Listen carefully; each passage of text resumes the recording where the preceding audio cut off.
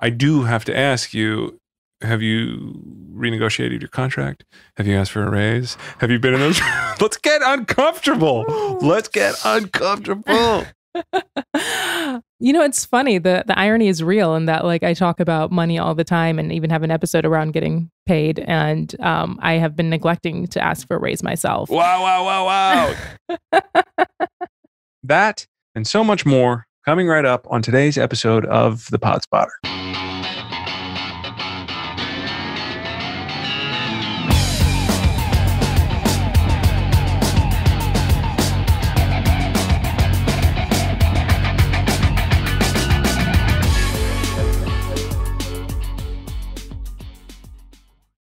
You're listening to The Pod Spotter. I'm your host, Zack. There are too many podcasts out there. How are you supposed to keep track of them all? Well, that is why we are here. We're going to do the heavy lifting. We're going to find the diamonds in the rough. And every Monday, we're going to get the hosts and the creators in here, and we're going to learn about their pods and play clips. And then you get to decide if it's going to enter your library.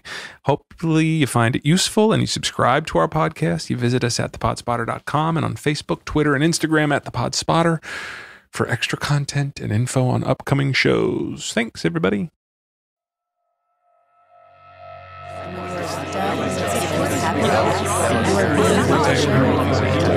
Then you like what you said. Facebook, Twitter, Instagram. It's really a pleasure. I've been screening hundreds of podcasts.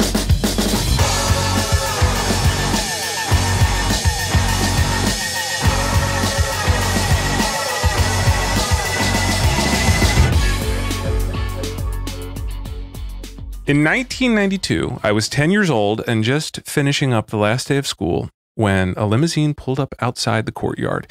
It was a modest old schoolhouse in the middle of an inner city urban area, which helped the limo stand out as if the ostentatious boomerang TV antenna and uniformed driver needed any help. The driver asked for my name and then opened the door to reveal my 3 older siblings inside. What on earth was happening? It turned out, for the last day of school that year, my father rented his 4 lower middle-class children a limo for the day. We drove around and got ice cream and played with the sunroof and felt, well, rich. Playing wealthy for the day made us feel special. We still bring up the limo incident to this day, and whenever I hear the saying, money can't buy happiness, I think about that day when pretending to have money certainly did. The podcast, This Is Uncomfortable, celebrating its 3rd season, is a program all about life and how money messes with it. The emotional side of money, how it influences relationships and makes us the people we are today. Host Reema Khrais is a winner of Joan B. Kroc Fellowship, an NPR alumni, and proud graduate of North Carolina's School of Journalism. And she joins me here today to discuss Marketplace's podcast, This Is Uncomfortable. Thank you, Reema, and thank you for getting uncomfortable with me today, and thank you for sharing your pod. How are you? Yeah, I am great. Thanks for having me. Of course. What a sweet story. As Dad, yeah, He liked to show.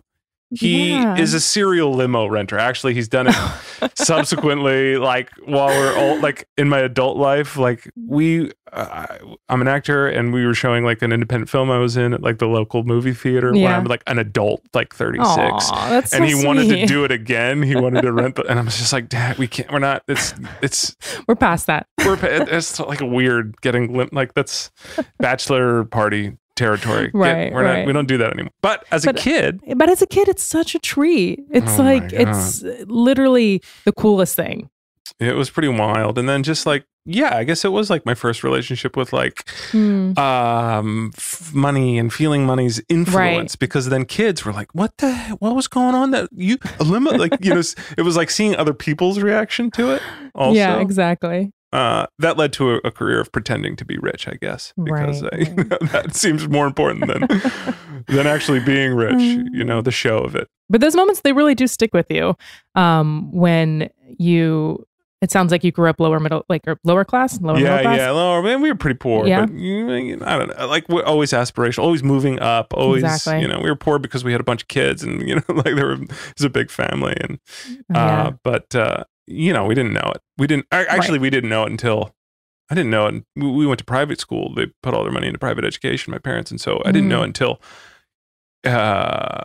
we brought some friends home and they saw like the row home we were living in, and like seeing friends' expressions of like, oh, and then like going to their, because, you know, when you're wearing a uniform at school, it's the great, you know, equalizer. There's no class this, class that. It's a great equalizer until you, you know, you see people, how people live, and then you're like, oh, mom, Jeremy's got a pool and pinball machine in the basement. What's going on with that? But you're right.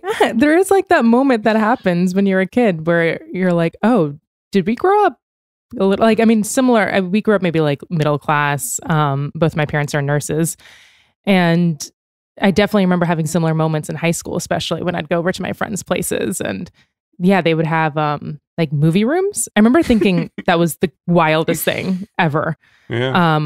And they would have like gated communities, and up until that point doesn't really hit you, because I mean, it is what it is, right? Like you're just living your life and you expect everyone else has similar experiences. Tell us about you. What is This Is Uncomfortable? How would you describe your podcast? I mean, you did such a great job. So This Is Uncomfortable is really, like you said, about the emotional side of money. So much of the conversations around money, when they come up, when it's on podcasts or really any other outlets, it's usually in terms of personal finance, thinking about like, you know, how to invest, how to remortgage your house or open a Roth IRA, all things I am not equipped to help out with. And really, this podcast is about the emotional side. So how it makes us feel, how it impacts our romantic relationships, our friendships, our family relationships, how it comes up in our lives and impacts the choices we make, the careers we go after. We love doing episodes around how money comes up in romantic relationships. We also have a lot that talk about money in among families. Money is the focus, but naturally we talk also about our relationship with work and ideas of, you know, worth and opportunity and success. I want to talk about, like, I guess the early days of the pod, because you pitched this, right? This is your baby. Yeah, it is. It's been in production, I mean, for a while now, even though it's been out in the world for just a year. And it really started, so I am a reporter for Marketplace, and Marketplace, for anyone who doesn't know, is a show that airs on NPR stations.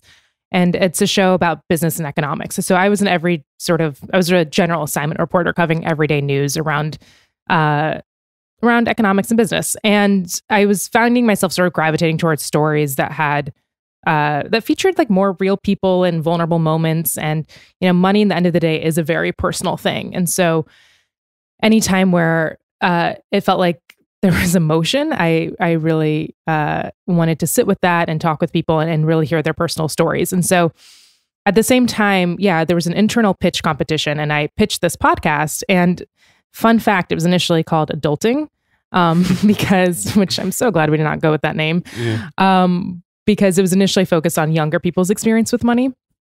And obviously now we feature a lot of different experiences. But yeah, so at the time, like that was what was going on professionally, but also, you know, I just had this moment. I remember I was living with my roommate, who was my best friend, and we, you know, talked a lot about money because of rent and, you know, splitting the bills and going out to eat and going on trips. But at the same time, we didn't talk about it at all, right? Like I didn't actually have an understanding of her family's background with money, or she didn't have an understanding of my family's background with money.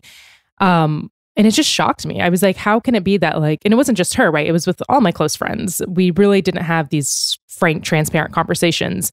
And I remember like having that realization with my editor one day. We were in her room, and I was like, maybe I should just do a podcast about this very thing of just like talking about it. Because I think when you don't, you end up making assumptions and setting unrealistic expectations for yourselves. And, you know, you start comparing yourself with people with information that you don't actually have. Yeah, you gotta think like, could we all have benefited from a little more education in school? Like, why wasn't there the class that was like, okay, here's taxes. Here's what happens when the bill comes at a restaurant. Here's what happens, like, just like daily, like, I don't know, just like using this tool, this instrument that we all use on a daily basis for some reason. Yeah, it is like taboo to talk about it. And I think that, I don't know, it's to someone's benefit if we are uneducated about money, because, you know, we're learning about so much of what your podcast covers, a common theme is how much debt people incur. And I just feel like the education around money and spending and credit cards is so lacking. And that's why your podcast is really a public service to say, like, I appreciate that. Yeah. Here, talk about it, guys. This is uncomfortable is like permission. It's like, okay, this is going to be uncomfortable. We're going to get into it. Just do it. Just rip off the Band-Aid.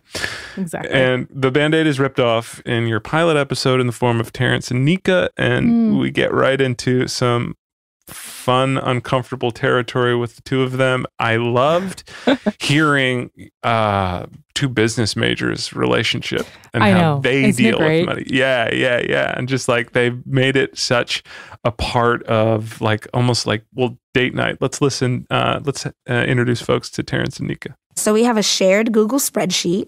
You know, if I pay for A, B, and C, then I might only have, you know, this flexible amount per month, whereas you have this flexible amount per month. Okay, well, let's shift it to where, you know, I pay this and then you own this much. Oh, it feels like so much work.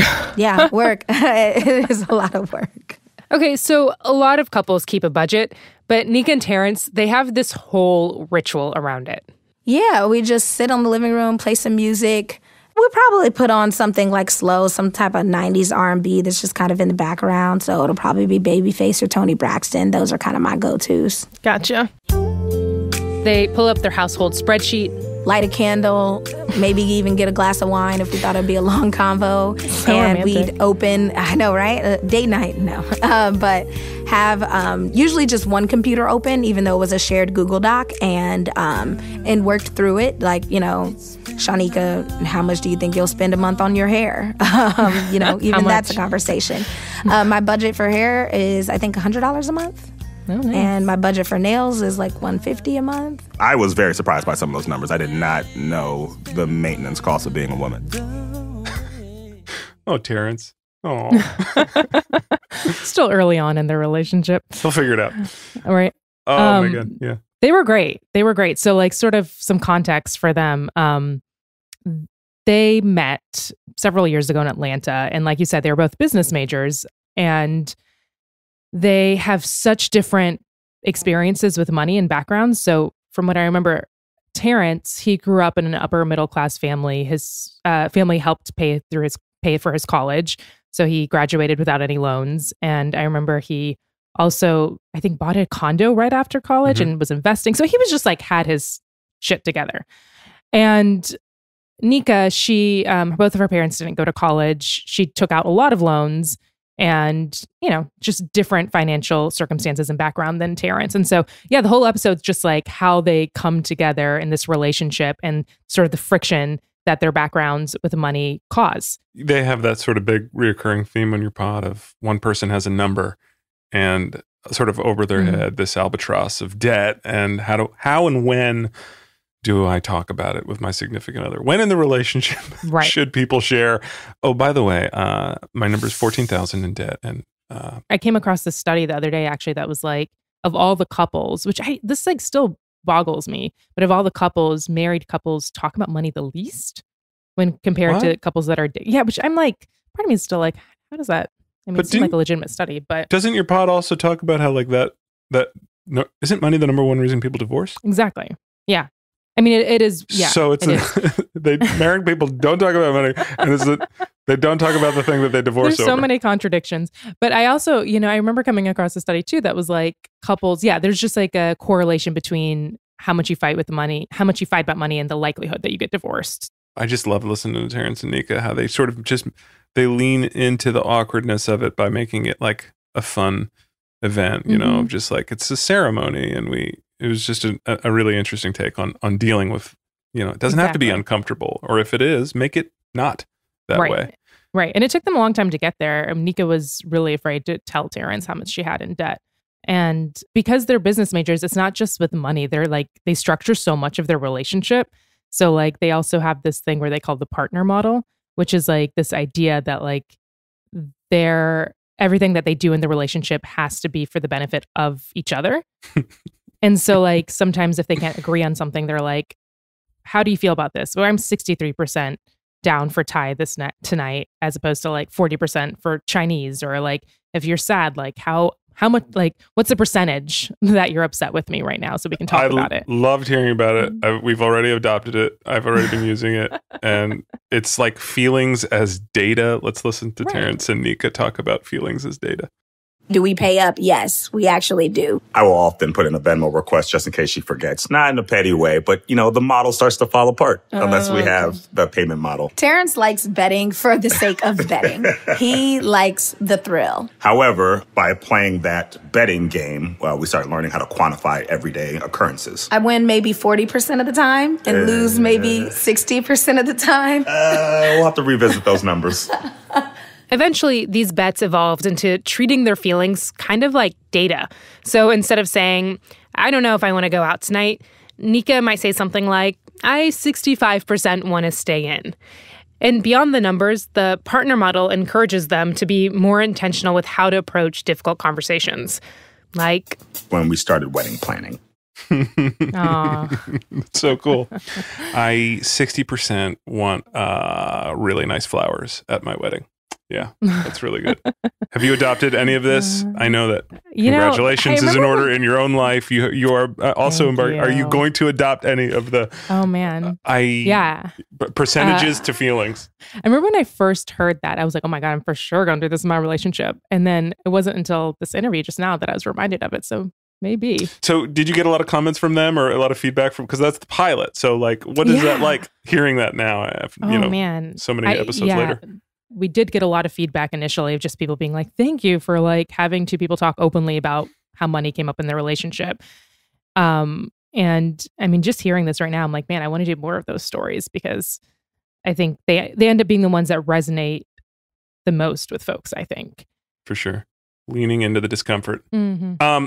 Homework is the next episode that really jumped out at me. And that's when Reema gets a little personal. We get to learn a little bit about our host's backstory. And do you, it always like takes a bit more energy when I know that I'm going to be talking about something personal on this podcast. Mm-hmm. You cover such a wide range of things and you get personal in your first episode. You bring Dad on and like, what was that like thinking like, oh, man, how personal am I going to get here with it? How personal do I want to get here? Right. And that's something I wrestle with too. I mean, I think in this podcast, generally, the focus is on people's individual stories and less on me. And I think, as we progress, maybe I'll try to lean into that a little bit more and share more about myself. But it was, especially because my background is in reporting and journalism, I'm not used to inserting myself in stories.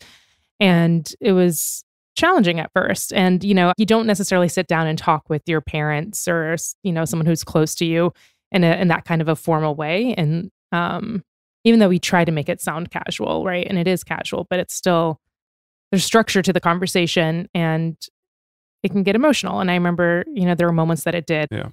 So on the podcast, just to explain it, I get into, and this is more of like a meta episode. It's not so focused on money. It's more about the jobs we take on at home and, the jobs we don't necessarily get paid for, but maybe end up shaping us in some ways. And I think like in every family, whether we realize it or not, we play these different roles. Like, maybe there's like the comedian or maybe there's like the caretaker or the cheerleader. And the glue, my wife is the glue in her family. Yeah. She brings them together. Yeah. We all have these jobs. There's always like one person who does that. Yeah. Right. And I, talk about how growing up, I sort of took on this job of like translator/interpreter. Both my parents, they're from Gaza, from Palestine. And so they immigrated here to North Carolina.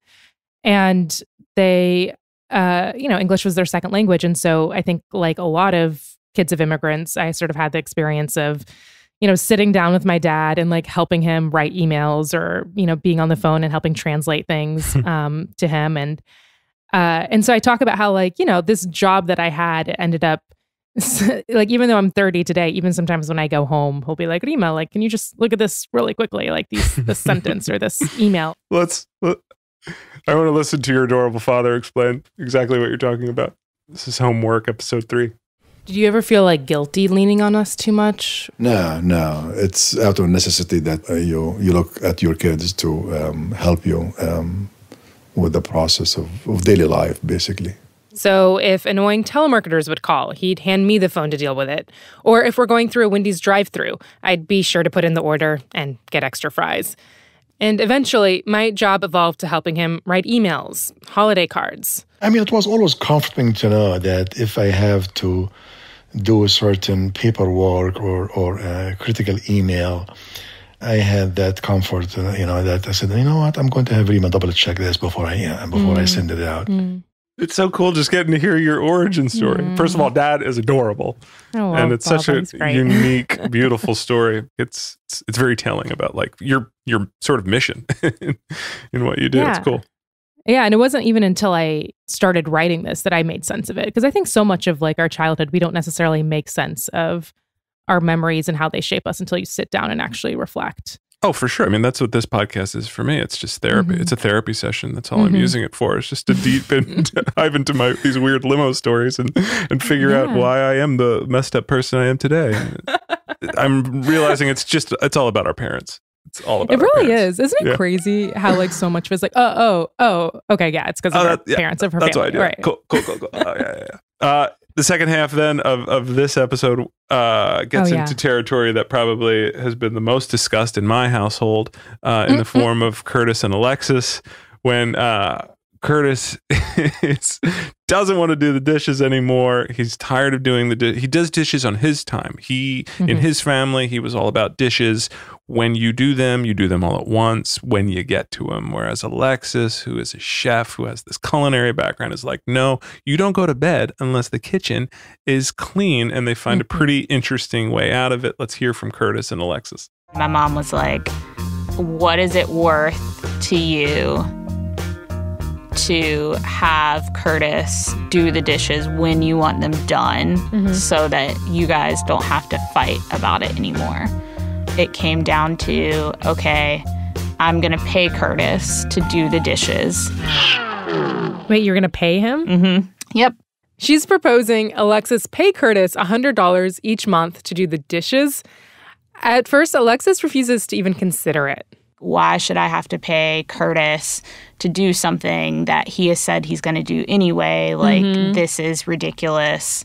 So I was like, this is so dumb, blah, blah, blah. And my mom was like, listen, like, we're coming to an agreement before we get up from this table.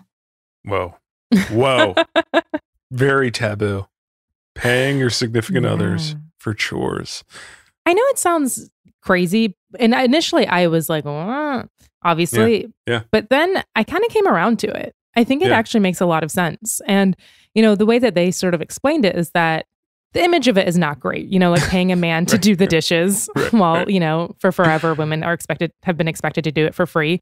But I think they were able to make sense of it in that like it became a very black and white sort of transactional relationship. And they took the emotion out of something that was once very heated and emotional, and it added structure to it, sort of like Nika and Terrence, right? Like it goes back to the same idea of just like adding numbers, adding structure to aspects of a relationship that should feel emotional and like things that happen naturally. Sometimes that just doesn't happen, right? And so by turning it into, in their case, more of a job, it just worked out like that. And like since then, they haven't fought about the dishes.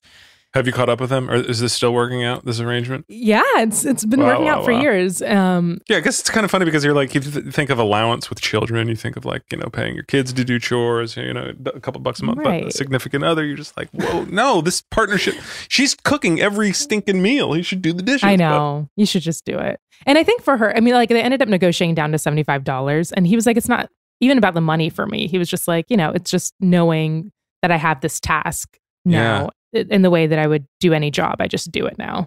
Yeah, keep it transactional. So many times your podcast is about leaning into the emotion, but sometimes it's also about just separate the emotion. Get rid of your heart from this and just think about it as, this monetary transaction. It's wild. So there you go. If you're struggling with anything at home, pay your husband or wife to do the chore that you hate the most. Can we talk about a little? Well, actually, this might be a good time for you. You have so many games on your show. You have Jeopardy, and it's a big part of your podcast. And so I think that we should play one. It's a big part of ours. You'll see the big wall of swag behind me. And I thought I'd ask you a couple Jeopardy questions, and if you answer them correctly, this here tote Oh my Your God. podcast, this is uncomfortable tote. I know, it's so nice. You can't have it. You made it's my merch. favorite tote. We got some merch. You can I can carry all of the extra money I'm going to have from listening to your pod around in this tote. Answer these questions correctly, 2 out of 3, and your merch will be proudly displayed on our bookshelf of merch, of pod merch, for all of time. Are you ready? I'm nervous. You do this to people all the time on your pod. You force them to come on and answer tough questions. Exactly. Okay, let's give it a shot. I'm going to give you 2 out of 3 questions correct about money and the emotional side of money. Are you ready? Yes. At what age do Americans start thinking about money more than sex? Ooh. Men and women combined in this poll. At what age do Americans start thinking about money more than sex? I'm going to give you 3 ages: 25, 35, or 45. I mean, I want to. This is according to CNBC Nicholas Wells article. 25, 35, or 45. What age do people start thinking about money more than sex? I want to say 25. 25 it is. What's wrong with us? That's so sad. 18-year-olds are just like, whatever, I'll get it later. But you hit 25 and you're like, nope. It's all over. It's done. Well, very good. 25, Nice. indeed. It's a little young. People should still be enjoying themselves. You'll get to it when you're 35. Settle down. It's so disproportionate. To, like, as soon as you hit 55, too, it's like all money and the sex pie graph becomes like this little sliver. And you're just like, it doesn't exist. Get out of here. Yeah, gone. 1 out of 1, correct. Next question. What is the median necessary living wage across the entire United States? 57,000? 67,000? 77,000. The median necessary living wage across the entire United States. All of the states.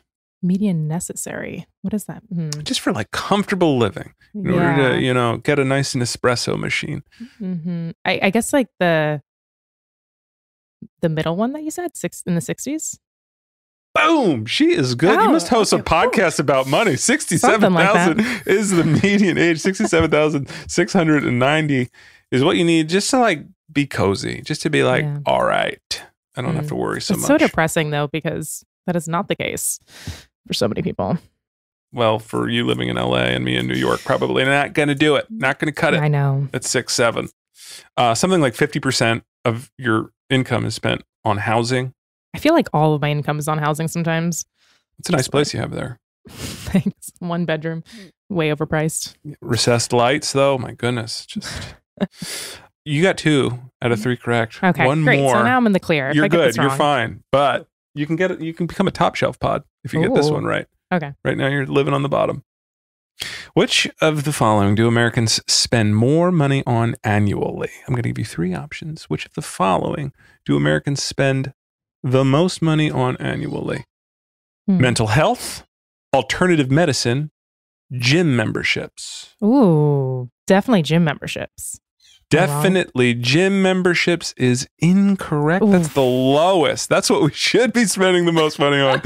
This is a very mental health is number 1 by a ton. But if we spend a little more on our gym membership, we'd probably spend a little less on our mental health. You're working out, exercise has like they just found gallon protein. The gallon protein in your brain is enhanced from physical activity, and that helps with stress. That helps you just alleviate the stress. So guys, get to the gym more, for crying out loud. I guess I just assumed people opened a lot of gym memberships and then never go.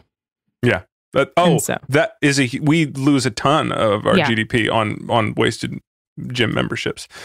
2 out of 3 correct. You will be on the pod shelf, but bottom shelf for now. But there might be an opportunity later to earn a spot on that top shelf. Yeah. Let's talk a little We Work Too Much. Do you remember this episode? I love that episode, yeah. The cult of WeWork. I had no idea. Learning about WeWork was terrifying. Let's just play a little bit for context and then we'll chat. The company wanted to revolutionize the way we think about work. And it started at the top with their CEO, Adam Neumann, this charismatic leader who would walk around the office barefoot and brag about working 20-hour days while preaching the WeWork way. We are changing the world here. It's elevating the world's consciousness was one of WeWork's little credos. Our mission is creating a world where people make a life and not just a living. We want to uplift the world's consciousness. We really want to go to the next level. Neumann would often spread his gospel at WeWork's summer camp, basically the wildest corporate retreat I've ever heard of. Each summer, the company would fly its thousands of employees to bond in a remote field where they slept in tents, did meditation sessions, pottery, roller disco, and danced to performances from big-name artists like The Roots and Lorde. Like I said, wild and expensive. Icky, culty, WeWork. Yeah. It's like every Wild Wild Country Netflix doc. I feel like I was watching when I was listening to this. I had no idea that company was like that weird and incestuous. Tell me what you remember about the confluence of emotion and money from your WeWork episode. Yeah, I remember when I talked with this one woman, Kari, she got recruited, and they really glorified sort of the hustle culture and working late and exhausting yourself for the sake of the company. We sort of use this example as a way to talk about really our relationship with work and how it's changed over the years. And we talk with this one guy from The Atlantic.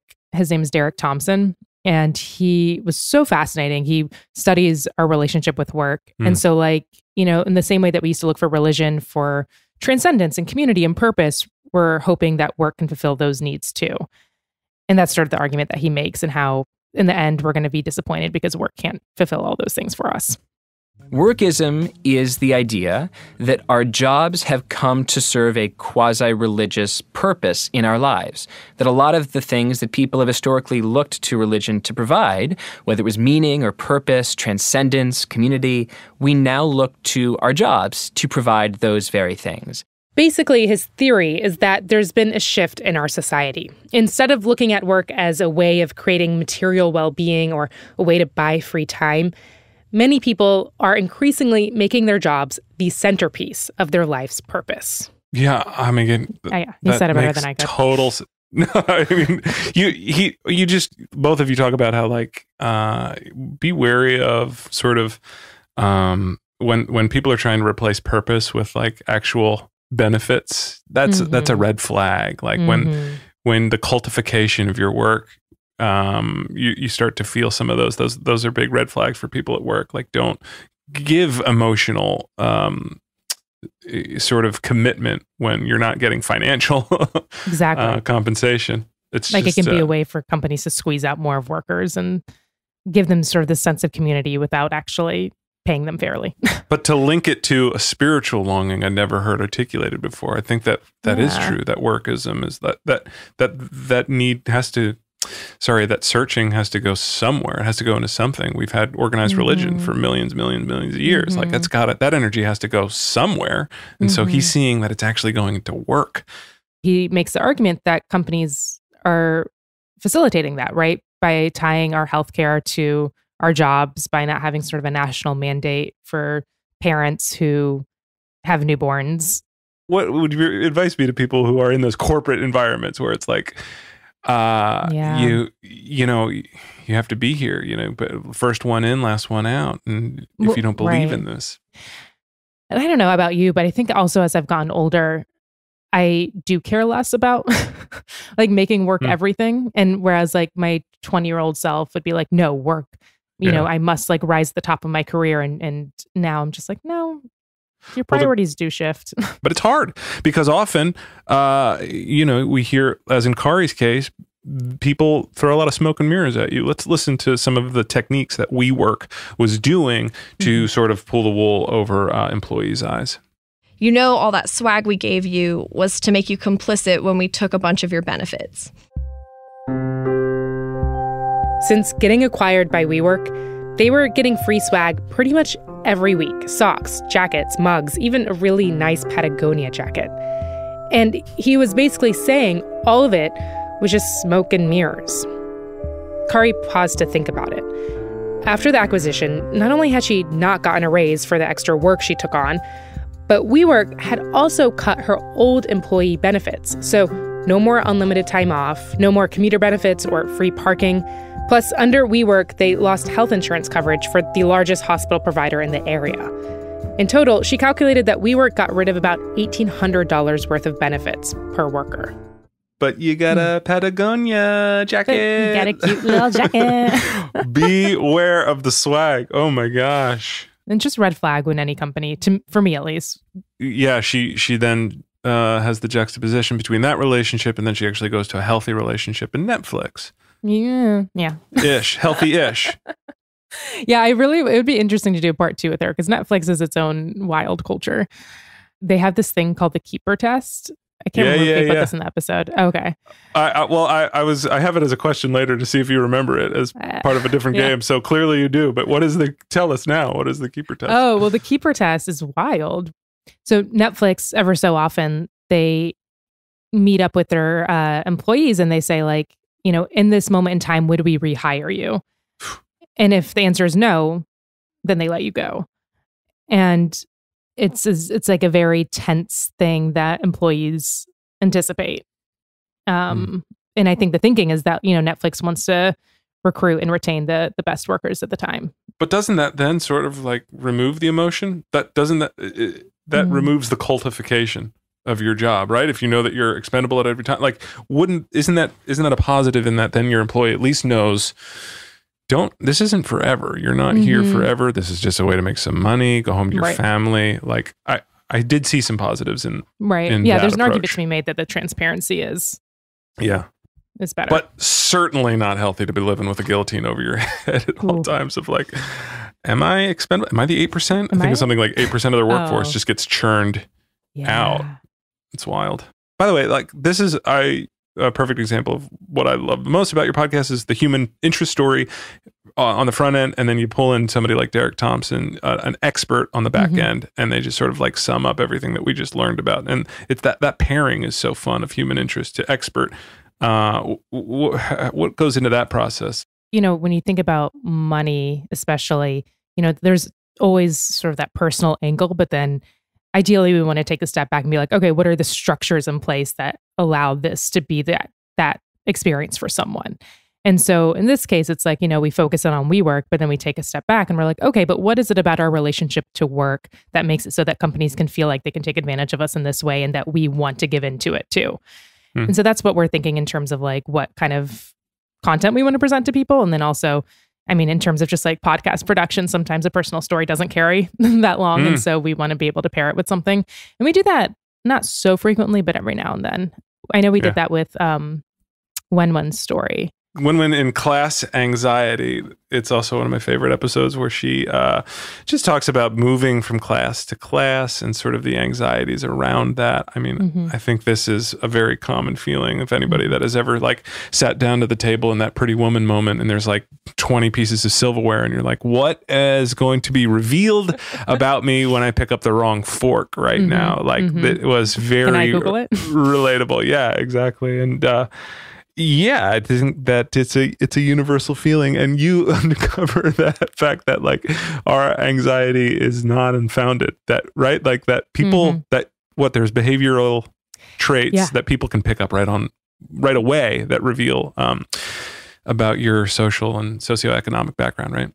Yeah, exactly. So yeah, Wenwen's story, like you said, is this woman who grew up lower class and then she finds herself in the middle class when she graduates college. I remember she said that she makes like $43,000 and she just can't believe it because it's more than what her parents made combined growing up.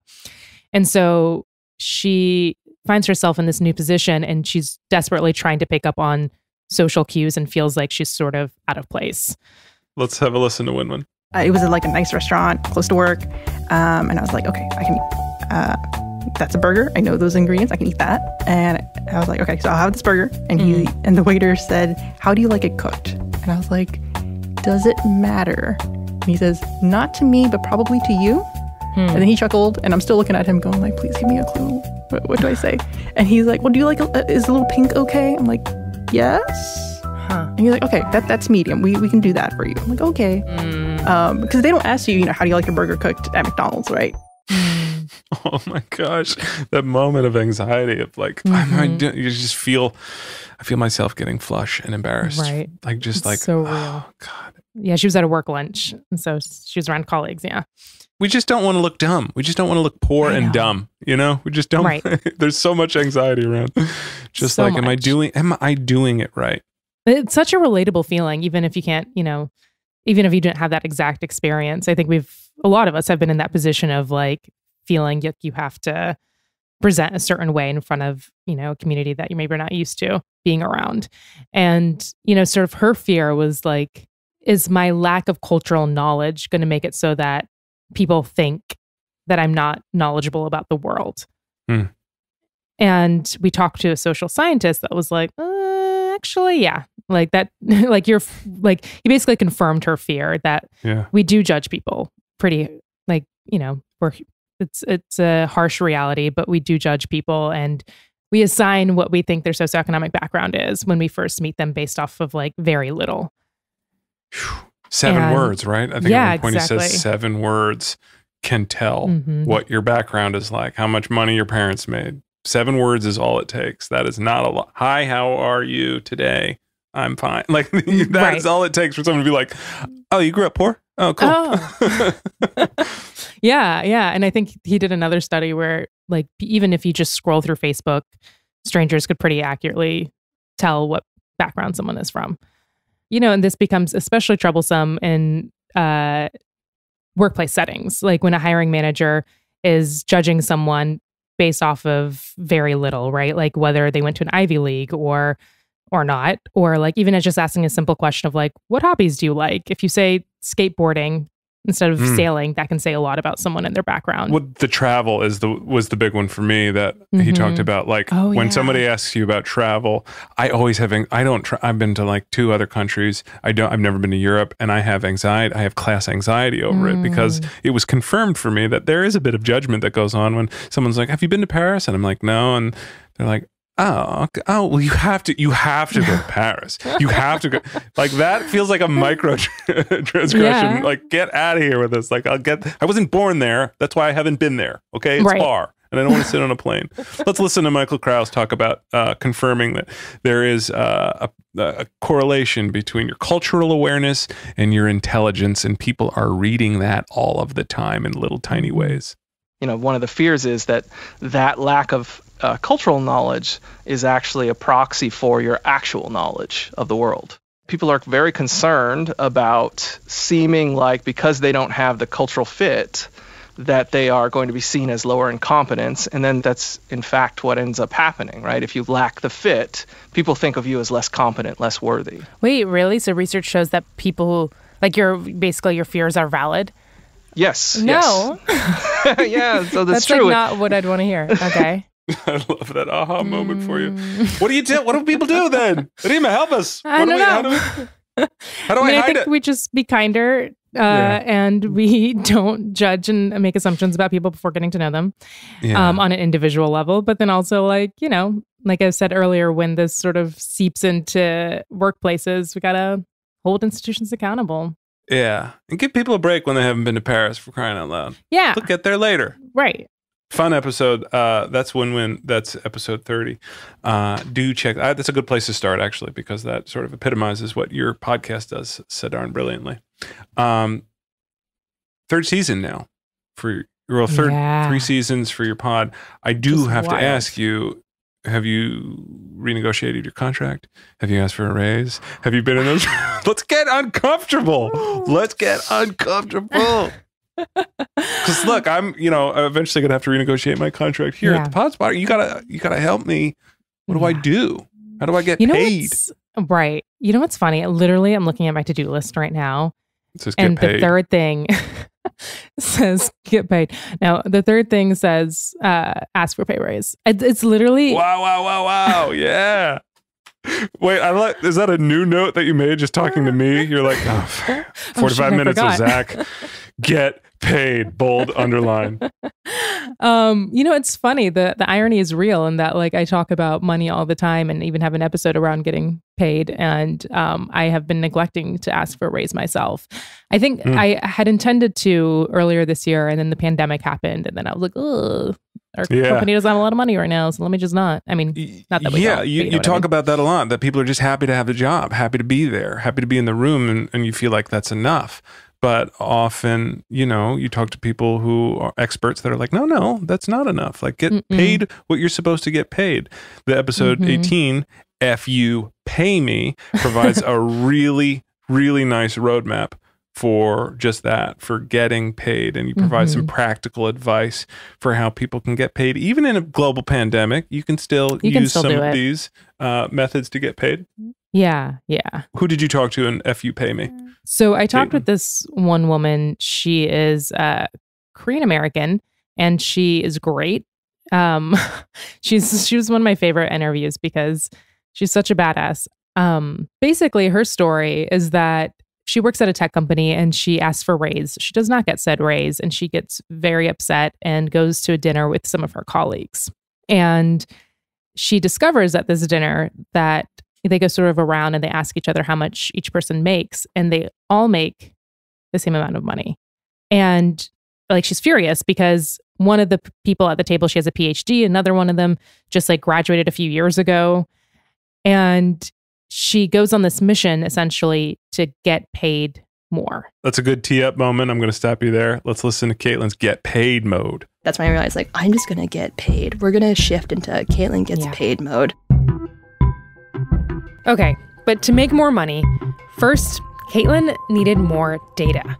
So she logged on to LinkedIn. And I just start blasting people, people you don't know. Or whatever. People I don't know. No, people I totally don't know. She started messaging people who had similar backgrounds and positions as her in user research, most of them white men. And she essentially asked the same question she asked her colleague. Are you making over or under this amount of money? And how many people got back to you? Oh, it was 3.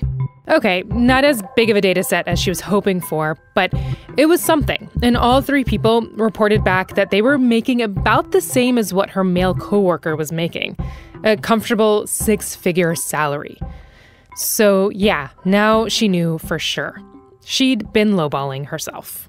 Great advice. Great advice. Okay, step 1, call other podcast hosts. What are you making over there?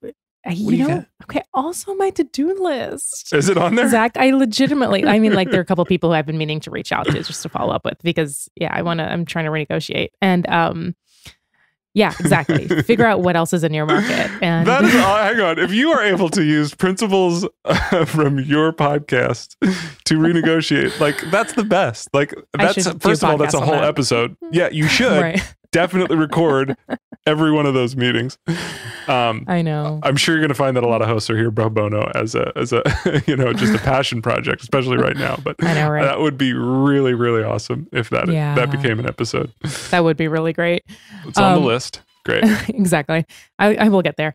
And so and so before that also, I thought it was really interesting because she was trying to figure out how much her male colleague made and he wasn't telling her. And so she did this game where she asked over under. So she was like, okay, are you at least making over this? Are you making under that? And that's where she was able to sort of get a better sense of how much she was getting underpaid. So funny. He even they just couldn't say numbers. They couldn't say numbers. Yeah. So uncomfortable. I can nod or I can shake my head, but I can't say. Yeah. So this woman goes on and she lands some interviews. And during the negotiation process, she asks for the highest that she could possibly make. And long story short, she ends up, do you remember how much of a raise she gets? No, I don't. She gets a 40% increase from her previous salary, Lord. Which is wild. This is wild. Like 40%. And she didn't really have different qualifications from the time she started, sort of this. And what did journey. she use? What principles did she use? Research. She used that. She used, just talking to white men in the industry, right? And saying like, That's what are you important. making? Yeah. Just do your research. And then what else? Were there any other principles that she deployed? Because I know that you talked to a specialist later, and I want to get into Carrie's 3 keys to asking for a raise. But before we get to her, were there any that she did independently of Carrie to get a 40% raise? I remember she just kept going back and forth with the hiring manager and was like, no, this is how much I want. Even though she was asking more than what she thought she should actually get. And that ended up working in her favor. But like the reality is people are going to do what's in their best interest, give you as little as they can. You have to be like, no, I'm worth this. Give me this, right? Right. And this is why. And this is why. And make the case for yourself. Hard to do. It is hard. How are you going to do it? I know. You're on the precipice of this. Do you want to role play at all? Do you want to try? Do you want to? Okay, let's do it. Okay. All right. Lean in. Here we go. Okay. Reema, thanks for coming in. What can I do for you? So we've just entered season 3 of the podcast, and we have X number of listeners, and I've done some research and talked with hosts who have comparable podcasts with comparable numbers. And I think it's fair for me to earn X, and I'm going to give a firm number. This is good. This is helpful for you. And I'm going to ask for a little bit higher than, oh wait, I don't want to give away my strategy completely. Well, Reema, as you know, people just aren't really they're not really listening to podcasts right now. You know, a lot of people aren't commuting to work anymore. They're just kind of staying. And it's all video content right now. So we're not quite seeing the numbers right now. Actually, I think quite the opposite. Our numbers have been growing since season 2. And I think that'll stay the case throughout the next few months. And I think, given just how frequently we're pushing out new episodes, we're gaining sort of a more loyal audience. Okay. Well, here is what we're prepared to offer you. I have looked at your data. You've clearly done your research. Here's what we can offer. X. Can I get back to you on that, actually? And I just want to think about it over a little. Sure. Yeah. Take your time.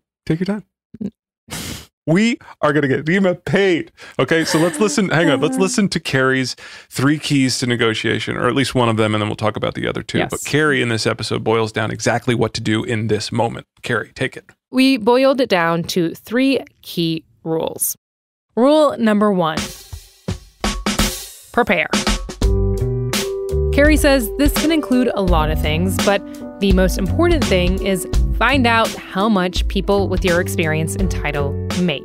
You could actually call people up in the workplace that you're negotiating with and ask them, so what are you making? Basically do what Caitlin did in the last story. Carrie says another great way to prepare is to actually write a script for yourself with all the points you want to make during a negotiation and just rehearse it. When I teach negotiations, my students, they have to write a script. Oh. Why? Not just to be prepared on their side, but what are all the things you expect the other side to say? Be prepared. If he says 65, what's my response going to be? If he says 50, what's my response going to be? If he says 75, do I just say, yay, I accept and walk out of there? Or if you say, if he's offering me 75, he must think I'm really worth a lot. What else can I get? What else can I get? That's number 1, research. Number 2, ask a lot of questions. Can I get time off? What are the other people? What are some of the other benefits? What else do I have to work on holidays? Do I have to ask a lot of questions? Is the second part of getting a raise. And then number 3, a spirit of curiosity was tied to that. Just a spirit of why? Well, why? Just don't be afraid to ask stuff. And then number 3, take a break, which you kind of did in our role play. You're like, well, I'll get back to you in an email, but take a break in negotiations. Don't rush the process. How soon can I get back to you is a big one. 3 simple, I thought, things that They're are great. like, man, so good to hear. 3 key rules: prepare, question, take a break. Okay. We'll be right back.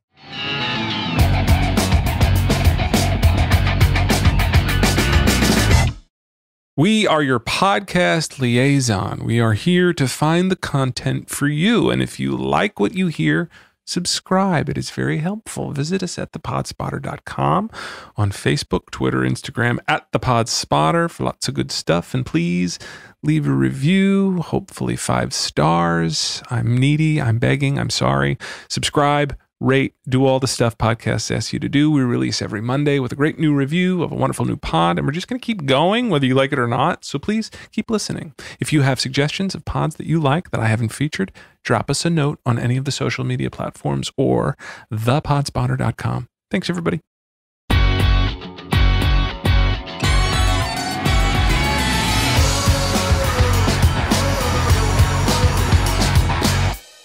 Isn't it amazing, though, to your point and to the whole purpose of your pod?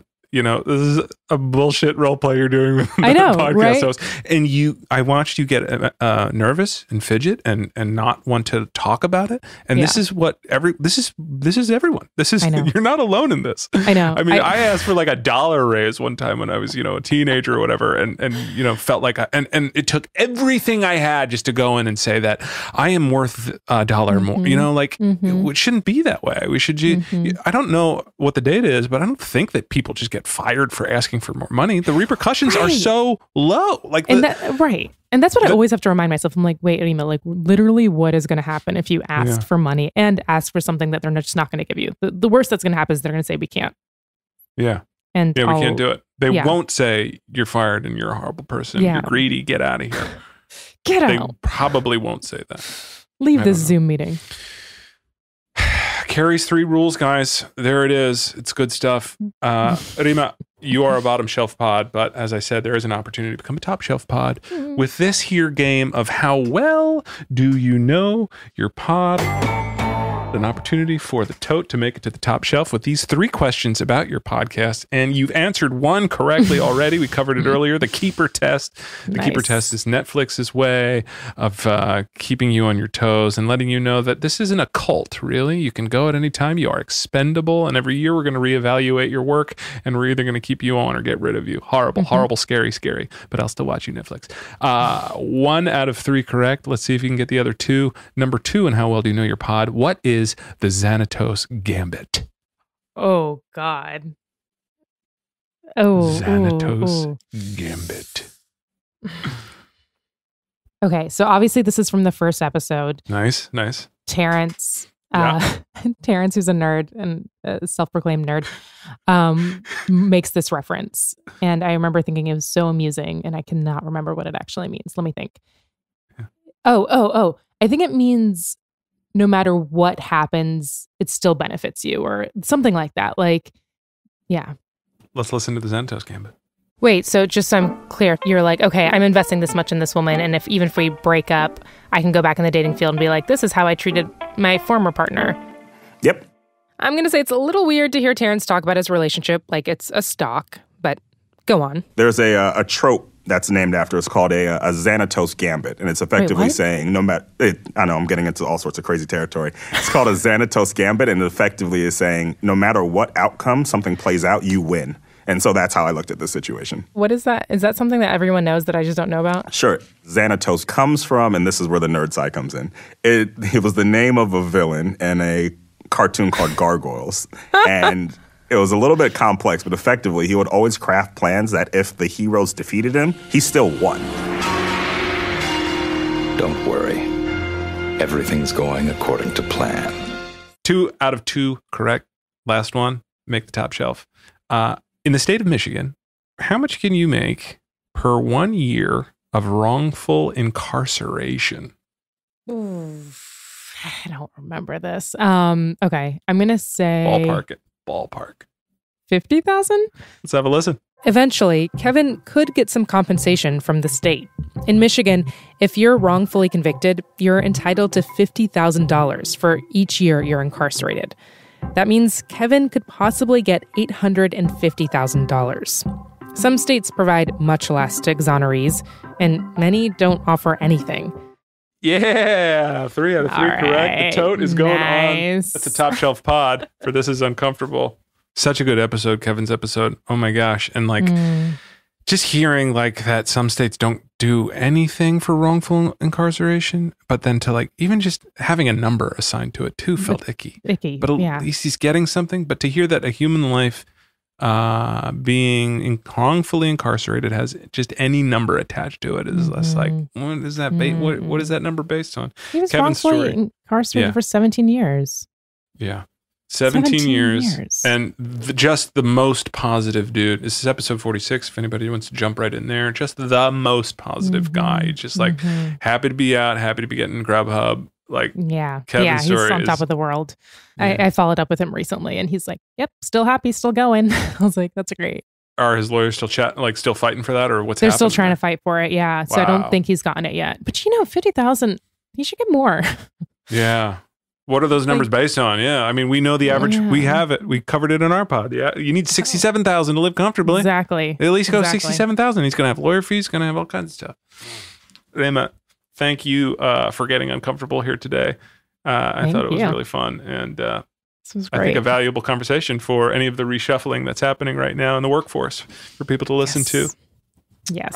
It is the last 5 minutes of our podcast. And typically on the last 5 minutes, no one is here anymore. They've fallen asleep by now, or they're not listening anymore. And so I like to use the last 5 minutes for me time to just share a private story or to recite poetry, dance a jig, whatever. It's the last 5 minutes. No one is listening. No one will hear this. Share whatever you would like. And so, you want to go first? Yeah, I'm going to go first. I'll keep it money related, and I'll talk about a time when I was in LA.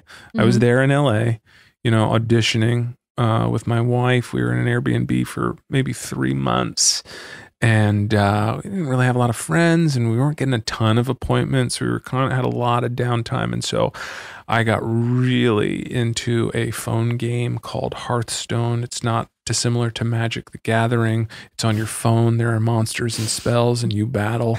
And it's a card collecting game. And there is a part of the game where you can spend some money on it. For $2, you can get access to this special feature and play the special feature. And so $2 is like, okay, it's cup of coffee. Here we go. I'll just do this. I'm sitting around on my butt waiting for my agent to call like a bad actor, not generating my own art, just playing a phone game. This is like 2012. I got some money to blow.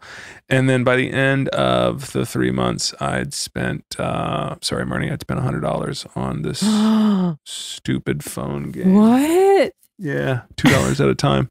$2 at a time. It adds up. $100. That's wild. Do you play it still? I do, but I have disabled my card association to it. I don't put any more money into it, but man, it was in deep. You. They really do. It's the colors and everything. Video games, man. I don't know how kids don't stand a chance today. They don't stand a chance. They're so addictive, and like, dude, you got to have the skin. You got to have the proper skins for your gear. And my nephew, that's all he wants. He doesn't want real things. He just wants, can I just have the virtual, paint for my car that I don't own in this video game? And you're like, what? But there again, like that money spent gives him an emotional boost. It gives him status with his other friends. My virtual guy has the same car that his virtual guy has. So we're like, we're of the same ilk. Same class. Gross. We just have to worry about shoes. Like they have to worry about virtual cars and stuff. That's true. Well, I'll keep mine on theme. So hearing you say that reminds me. So a few weeks ago, my fiance and I were like, also so weird to say fiance, my partner. I said boyfriend. My pre-wife. Pre-husband. I hated the word. I don't use French. It just sounds pretentious. Sounds pretentious. The worst. Just pre-hub. Call him your pre-hub. Pre-hus. My pre-hubs. So we really wanted to play video games, and so we were like, let's go buy a Nintendo Switch. And so we, after much negotiating and with ourselves, we decided to buy a Nintendo Switch. And we like played a couple of games, and then we were like, oh, maybe this is for not us. And like after some more negotiating, we're like, let's just return it. And so we returned it. And I didn't think much of it. I had told my younger brother at the time that I got a Nintendo Switch because he's 19. There's a big age gap between us. And it was also coincidentally my birthday recently. And so he calls me up on my birthday. And I have like a really close relationship with my brother. And he calls me and he's like, Reema, I got you your first gift ever because, I finally have my first job. And I'm so excited to like give you this gift. I know you're going to love it so much. Like he's just hyping it up. He tells me to open up my email. And it's a Nintendo Switch game that he bought. And I was just like, and I'm just like crying over the phone because like before that he'd said all these sweet things and it was just emotional. It's my 30th birthday. And and so I didn't have the Nintendo Switch anymore. I didn't have the heart to tell him that I don't have it. He still doesn't know that I returned it. And so that same night, I mean, Well, that same night, I like ran to Target and rebought it. Yeah. So I made a $350 investment for a $20 game. Oh, it's more than that. It's the relationship. It's more than that. Yeah. So not the money, it's the relation. So because now that's access to him too. That's something I imagine there's the online play. You can do it together. You can chat. And it's just a connection we have now. Yeah. So it was worth the money, and it's meant to be that I need to own the Nintendo Switch. So. Wow, my secret revealed the horrible person I am, and yours is just how awesome you are. Let me tell you about my special bond. Let me tell you about what a good person I am and how much I love my brother. Reema, thank you so much for chatting with me about your pod. Thank you. It's been a pleasure. I've loved our conversation. Fun. Yeah, it was really fun, and I'm excited for more people to hear This Is Uncomfortable. Where can they listen? Everywhere? Everywhere. Spotify, Apple. Reema, please come back and talk to us and let us know how your raise goes. Okay.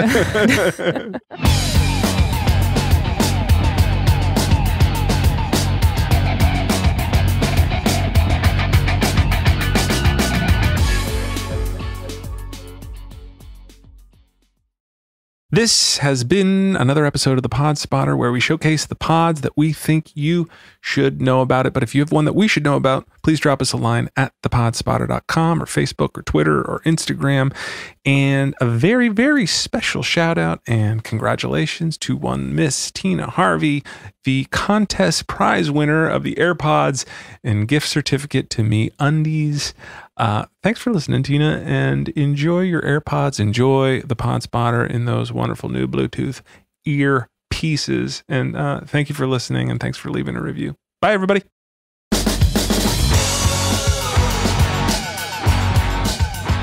This has been Zack Robodos. The Pod Spotter is created by the Price Brothers, produced by Oink Inc. Radio, associate producer Tori Adams, and is recorded and produced at Baker Sound in Philadelphia.